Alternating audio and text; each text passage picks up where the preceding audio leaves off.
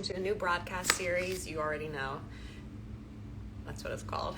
And in this series, I am hopeful to create space for you to reflect in such a way that you come to more comfortably recognize who you are, what is yours, how you feel, and the truth of what is.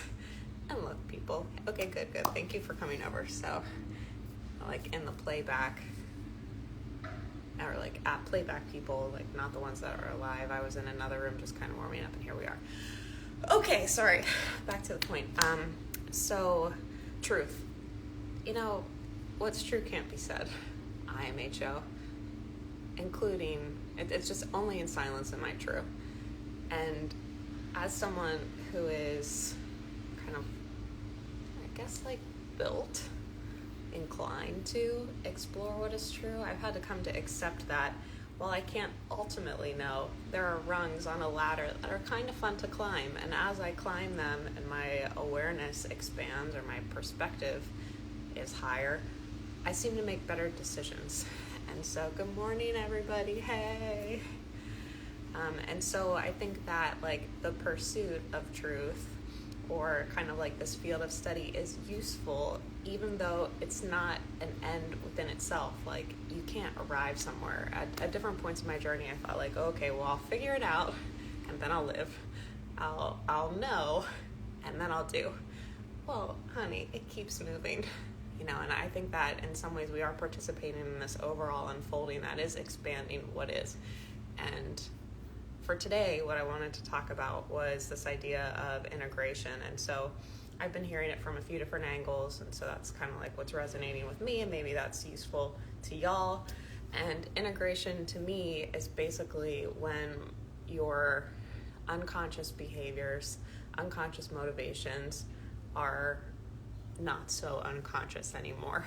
And what's fun and funny about that whole thing is you don't know what you don't know. And I say this, good morning, I say this in a lot of my stuff. It's like, you likely don't know what you're doing. And that's okay. I didn't. And when I was in the other, like my room before this room, when I was practicing, rather warming up, I acknowledged to myself and out loud that I likely won't be able to speak to everyone because my range, like my high side and my dark side, are a little bit more extreme, and that I had a lot of pain and fear and unhealthy patterns to come out of, and that generated a set of behaviors for me that maybe not everybody has, you know. So like, I recognize and appreciate I might not be talking to everybody, but if you do have questions about how this might apply to you or resonate, you know, let me know. Okay, so integration is basically accepting that there are parts of you that you may not be so proud of, and that's one aspect of it.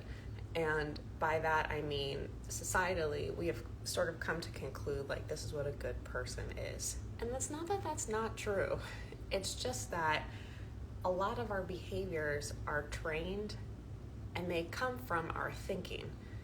Well, honey, like when you're a baby, are you sourcing different thought patterns, different speech patterns, no, you're just kind of, everything's kind of pouring into you. You're like this pot and stuff comes in, and then that thinking becomes the foundation for your life.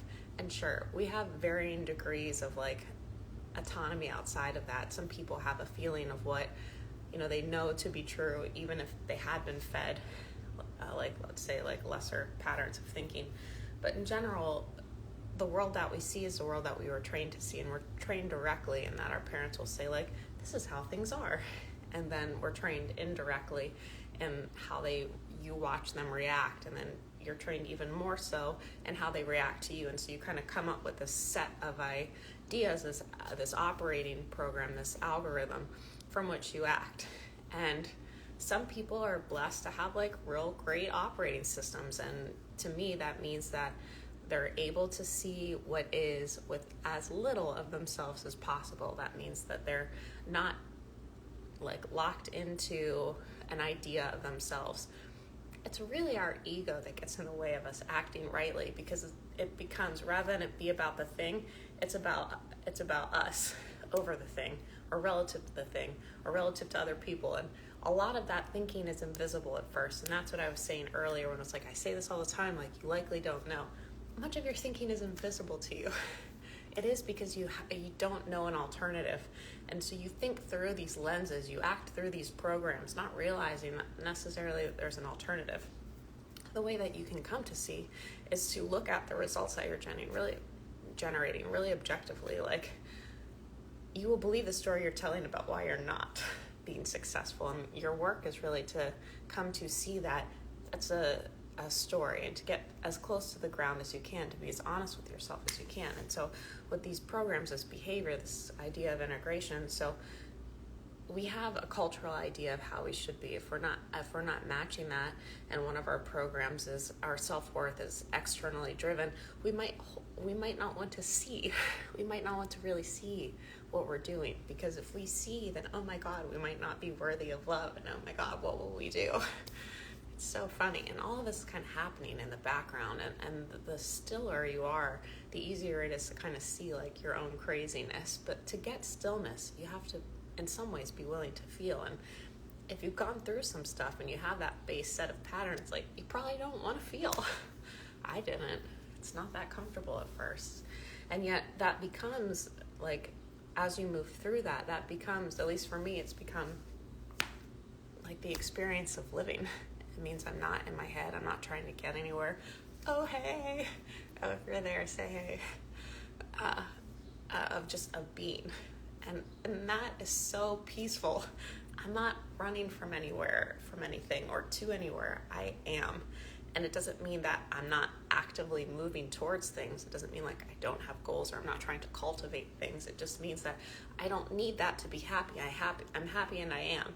And like, it moves towards it. And if there's a set of circumstances internally or externally that I don't feel that good, okay, like, this is my moment, and I have this meta move, and to me, yeah, hey, welcome back. Thank you. We have this meta move of acceptance of all things, so layers of experience, and I want to make this route on the shorter side, at least under 15. So let's say this experience is like, oh, I get to write backwards again, it's been so long. Well, it shows. Okay, so we have this experience of what is. This is your moment. I love when you come with the jokes. Okay. And then you have thoughts and feelings about what is, and then you likely have thoughts and feelings about your thoughts and feelings, and then you might have thoughts and feelings about your thoughts and feelings about your thoughts and feelings. This is where overwhelm comes from, and to me, this is the breeding ground of anxiety and depression, because it's so much. And we think that what is generating how we feel, but it's really our interpretations of what is, the meaning that we apply to what is, what we think it means about us, what we think it means about our future, blah, blah, blah, blah. That's what, this in itself is neutral. And so what I was sort of saying is, like, at a meta level, you always want to, or one may find it prudent to accept as best you can whatever the lower layers include. So if you don't like this, your thoughts and feelings of this are like, accept that you're having, and let that be okay. And in that, like, including that in your experience helps simplify how you feel and makes more of your energy available to actually address what is. So I was saying before, like, the personality can get in the way of doing or seeing or acting on what is. It's subtle and it's funny, and if you can let it be cute, you'll likely be more willing to do it, because it is cute, right? What I was saying about all these thoughts and feelings pouring into us as children is that the behavior that comes from that, or pouring in from our culture, pouring in from our experience, the behavior that comes from it isn't you. It's not you. I've had a lot of things I've had to forgive within myself and forgive in other people. The stuff, like the behavior, you have to be discerning. Is it still happening? Is it safe for you? Does it feel good? Could you make a better choice? Like, you need to be discerning about the stuff, but it's not who you are. And if you can allow it to be something that you have, that you're working on kind of untangling or correcting, then again, you feel less guilt or shame about it. And it makes you more willing to see what is, so you can do something about it. And that's my primary argument for why guilt and shame really don't do it. Like, honey, you can make yourself feel like shit for whatever you've done. Does that help you be a better person now? No. I mean, let yourself recognize, be honest about what is and what happened. But the best thing you can do for yourself and humanity is to let the moment be the moment and take it from here. So I don't want to be out here very long. Does anyone have any thoughts or feelings before we close? So I was talking about integration and basically being willing to see parts of yourself that might not be acting in alignment with your highest and greatest goals and values. And I was talking about how sometimes that behavior generates from faulty thinking that we learn, or experiences that we have that have us act from a lower place of fear or pain that prevent us from seeing things clearly. And I was saying, like, that's okay. Oh, thanks, that's helpful. Wasn't sure if I tied it all together.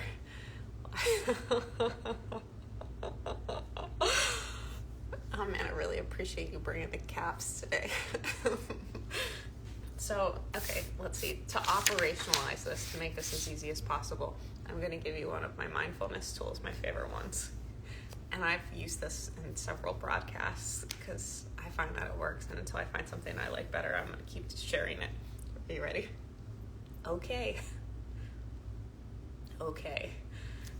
And you can play with how you say okay, because that's really where the fun of it is. But it's basically letting what is be what is. Whatever it is. Internally, you feel some type of way.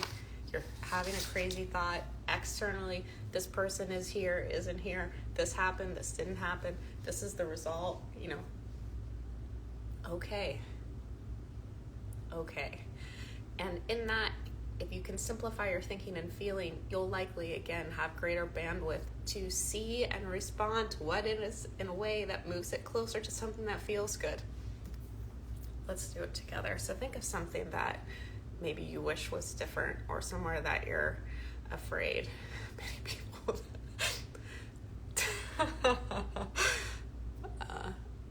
The comment from the crowd was, I'm hitting people with that okie dokie today. Thank you. So think of somewhere that perhaps you're burning energy. Every time you're excessively thinking or feeling about something, you're just wasting your life. I'm sorry. And again, it's not to say be mad that you're doing it. Just acknowledge it. Okay. I didn't make the best decision there. Okay. This isn't there yet. This might happen. Okay, ready? Okay.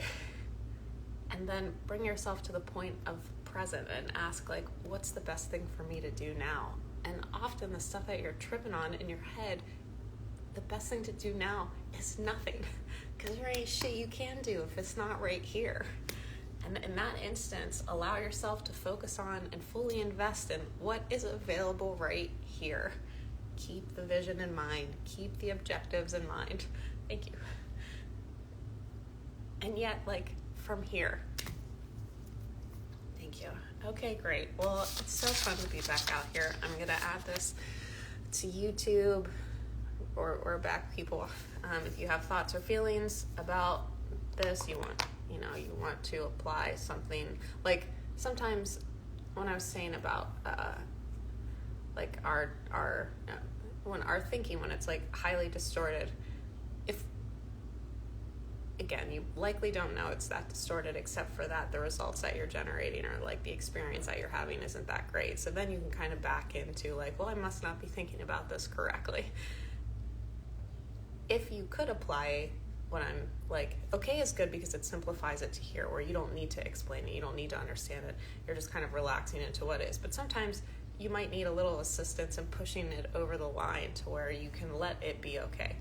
this is my favorite, like, this is part of my wheelhouse. This is my skill set where it's like, allow me to provide for you an alternative perspective so that you can more easily say, like, okay, because it's not going to feel okay.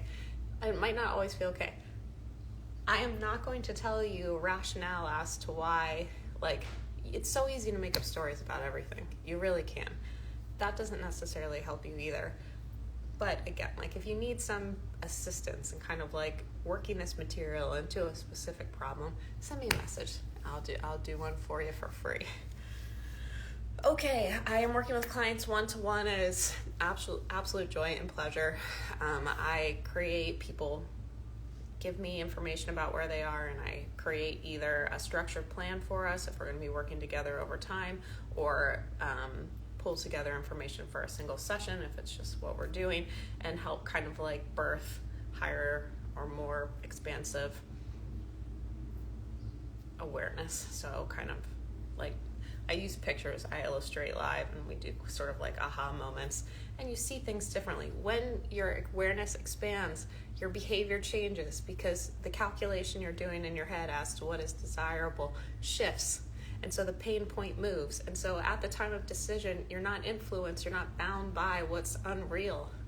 Like, a lot of the work I used to do with clients was like, well, let's see how these choices affect how this thing you really care about. Let's see how it affects this thing you really care about. Before, these were operating separately, but nothing operates separately. You know, so you bring it together and you see, like, well, actually, if I go to bed at this time, this thing I really care about is better. This going to bed is no longer a struggle because it's related to this thing. And that's a really basic example, but we can do it with pretty much anything. I'm also selling art for a bunch of artists, which is the most fun ever. If you're looking for art for any budget, let me know. I'm also doing commissions of my own work. You could have one of these. Okay, if you have any topic requests, please let me know. Share, like, subscribe. Thank you so much for coming out, guys.